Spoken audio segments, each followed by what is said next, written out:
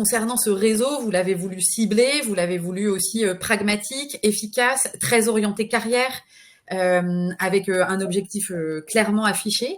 Comment est-ce que vous faites, alors sur cette action-là, mais aussi plus globalement, on l'a dit tout à l'heure, l'égalité, la difficulté, c'est que c'est un sujet clivant parce que parfois on raccourcit le sujet en disant que c'est un sujet d'opposition, alors que on croit, vous et moi, que c'est un sujet qui rassemble complètement, parce qu'on a tous intérêt à ce que l'égalité nous permette de la diversité, de la mixité et donc des solutions, de l'innovation dans nos structures au quotidien.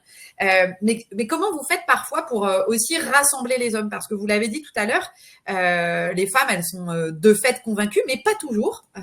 Et c'est parfois plus difficile aussi. Mais comment vous faites pour rassembler tout le monde sur ce même sujet et pour convaincre sur l'impact global que la diversité et la mixité peuvent avoir sur nos organisations? Alors, déjà, dans ce qu'on met en place, c'est pas forcément uniquement réservé aux femmes. Donc, on fait passer sous le label L, parce que c'est le label du réseau de femmes qu'on a monté. Mais par contre, il y a toute une partie de ce qu'on fait qui est également accessible aux hommes, notamment sur tout ce qui est la partie réseautage, information générale, tous les lives qu'on peut faire aussi, y compris avec vous, toutes les conférences qu'on peut être amené à faire, etc. Il n'y a pas de problématique pour qu'ils puissent accéder et c'est labellisé sous le réseau L. Ensuite, on va travailler aussi sur tout ce qui est, on va les inclure dans tout ce qui est le mentoring, en fait. Donc, pour que eux également, quand ils vont discuter avec des jeunes femmes qui vont mentorer, puissent comprendre comment les femmes fonctionnent dans les échanges et être plus proche de la réalité et parfois on déconstruit un certain nombre d'idées reçues qu'ils peuvent avoir en faisant ça également.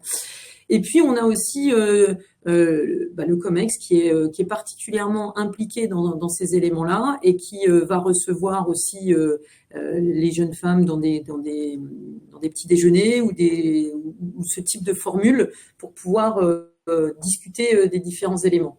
Donc vraiment c'est pas d'opposition, c'est exactement ce que vous disiez, hein, Julie. C'est parfois passer par des sujets qui les touchent peut-être un petit peu plus que uniquement dire c'est pour le bien de la communauté, c'est pour les femmes et tu verras les résultats dans X temps. C'est des choses qui immédiatement vont leur parler si on arrive à leur réduire les coûts ou le nombre d'accidents du travail ou alors leur faire avoir quelques recrutements supplémentaires par rapport à ce qu'ils pouvaient espérer.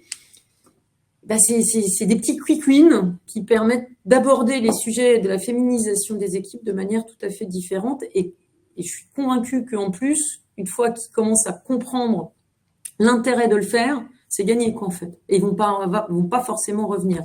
Et c'est pour ça que c'est hyper important de ne pas partir dans l'opposition, parce que si on part dans l'opposition, le dialogue se ferme et ça prendra jamais, quoi, en fait.